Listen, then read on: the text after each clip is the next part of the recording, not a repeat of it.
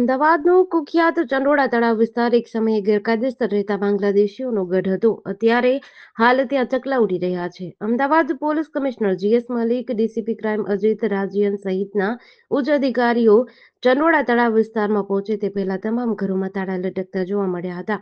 આખો વિસ્તાર ખાલી જોવા મળ્યો છે.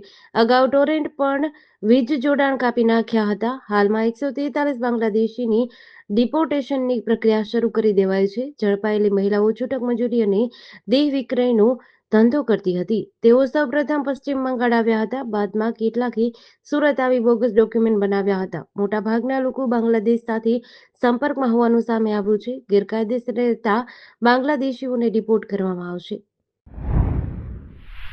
22 એપ્રિલે પહેલગામ હુમલામાં 3 ગુજરાતી સહિત 26 પ્રવાસીના મોત બાદ દેશ ગમગીન છે, જેને લઈને રાજ્યભરમાં નિર્દોષ મૃતકોને શ્રદ્ધાંજલિ આપવા માટે કાર્યક્રમ અને વિરોધ પ્રદર્શન થઈ રહ્યા છે, જેને લઈને આજે ગુજરાતમાં ઠેર ઠેર બંધનું એલાન કરાયું છે. દેશભરના વેપારીઓ આતંકી વિરુદ્ધ કડક કાર્યવાહીની માંગ કરી રહ્યા છે. વડોદરા શહેરના મંગળ બજાર, પૂર્વ વિભાગ, પશ્ચિમ વિભાગ, વાસણ બજાર, મુનશી ખાચા, કલા મંદિર ખાચા, પદ્માવતી શોપિંગ સેન્ટર, ચાર દરવાજા લારી પથારા એસોસિએશન અને જૂના વડોદરાના આસપાસના તમામ દુકાનદારો દ્વારા સ્વેચ્છાએ બજાર બંધ રાખ્યા છે.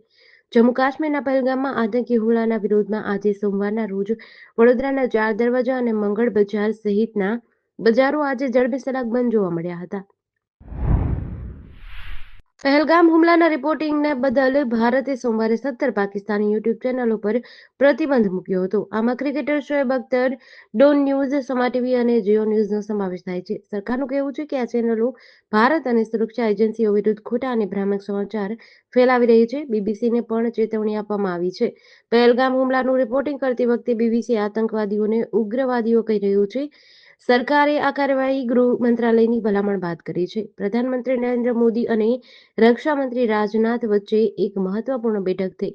40 મિનિટ સુધી ચાલેલી આ બેઠકમાં રાજનાથે પ્રધાનમંત્રીને પહેલગામ હુમલા વિશે વિગતવાર માહિતી આપી. બીજી તરફ આજે જમ્મુ કાશ્મીર વિધાનસભામાં બોલાવવામાં આવેલા ખાસ સત્રમાં પહેલગામમાં માર્યા ગયેલા પ્રવાસીઓને શ્રદ્ધાંજલિ આપવામાં આવી હતી. આ દરમિયાન જમ્મુ કાશ્મીર પોલીસે 15 સ્થળોએ દરોડા પાડ્યા છે. સૂત્રો અનુસાર આ દરોડા એવા આતંકવાદીઓના ઠેકાણા ઉપર પાડવામાં આવ્યા છે. રાજસ્થાનના ઉદયપુર જિલ્લાના ગામડાઓમાંથી બાળમજૂરોને મજૂરી માટે સુરત લાવવામાં આવતા હોવાની વધુ એક ઘટના બની છે. સુરતના પૂણા વિસ્તારમાં પોલીસ દ્વારા તપાસ કરવામાં આવતા 2 સાડીના ખાતામાં 6 બાળમજૂર મળ્યા હતા. હાલ તો પોલીસે આ બાળમજૂરોને મુક્ત કરાવી કતારગામ બાળ આશ્રમમાં મોકલ્યા છે. જ્યારે આ 2 સાડીના કારખાનાના માલિક સામે ગુનો નોંધી પકડી પાડવા કાર્યવાહી હાથ ધરી છે. બાળકોએ પોલીસને જણાવ્યું હતું કે ઘણા મહિનાઓ થઈ ગયા, અમને રાજસ્થાનના ઉદયપુર સુધી સુરત લાવવામાં આવ્યા હતા. ત્યારબાદ અહીં સાડીના જોબ વર્કના ખાતાની અંદર રાખવામાં આવતા હતા. 12 કલાકની મજૂરી કરાવાતી હતી અને 200 રૂપિયા આપવામાં આવતા હતા. હાલ તો પૂણા પોલીસ દ્વારા આ બંને સાડીના ખાતાના માલિક વિરુદ્ધ ગુનો નોંધી તપાસ હાથ ધરવામાં આવી હતી. એપ્રિલે પહેલગામમાં થયેલા આતંકવાદી હુમલામાં 26 લોકો માર્યા ગયા હતા. ભારત સરકારે આ ઘટના સામે કાર્યવાહી કરી અને પાકિસ્તાની નાગરિકોના વિઝા રદ કર્યા. સરકારે ભારતમાં રહેતા પાકિસ્તાની નાગરિકોને 26 એપ્રિલ સુધીમાં દેશ છોડી દેવાનો નિર્દેશ આપ્યો હતો. આ નિર્ણયથી દેશભરના ઘણા પરિવારો પર દુઃખનો માહોલ છવાયો હતો. પ્રિયજનોથી અલગ થવાનું દુઃખ એટલું બધું હતું કે એક માતાએ પોતાના 3 વર્ષના બાળકને પાકિસ્તાન મોકલવું પડ્યું. તેમજ 35 વર્ષથી ભારતમાં રહેતી એક મહિલા હવે પોતાના પરિવાર અને બાળકોને છોડીને પાકિસ્તાન જવા મજબૂર છે.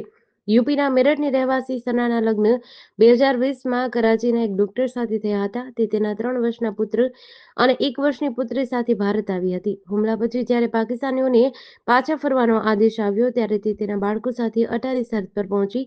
દીકરીઓ પોતાની માતા સાથે ભારત આવી હતી અને હવે તેમને માતા વગર પાછું ફરવું પડશે. જમ્મુ કાશ્મીરના પહેલગામમાં થયેલા આતંકી હુમલા બાદ ગુજરાત પોલીસ દ્વારા ઘૂસણખોરી કરનાર વિરુદ્ધ કાર્યવાહી શરૂ કરી છે. 7 એપ્રિલના રોજ વડોદરા પોલીસની 10 ટીમો દ્વારા પૂર્વ વિસ્તારમાં એકતાનગર સહિતના વિસ્તારોમાં સર્ચ ઓપરેશન હાથ ધર્યું હતું. આ કોમ્બિંગ દરમિયાન 1300 શંકાસ્પદ વ્યક્તિ મળી આવતા પોલીસે તેઓની અટકાયત કરી તપાસ શરૂ કરી છે. તમામની પૂછપરછમાં ગેરકાયદેસર વસવાટ કરતા 8 બાંગ્લાદેશી નાગરિક મળ્યા હતા. હજુ પણ 20 શકમંદોની તપાસ હાથ ધરાઈ છે. આ તમામ લોકોને પોલીસ તેમના દેશ રિપોર્ટ કરશે.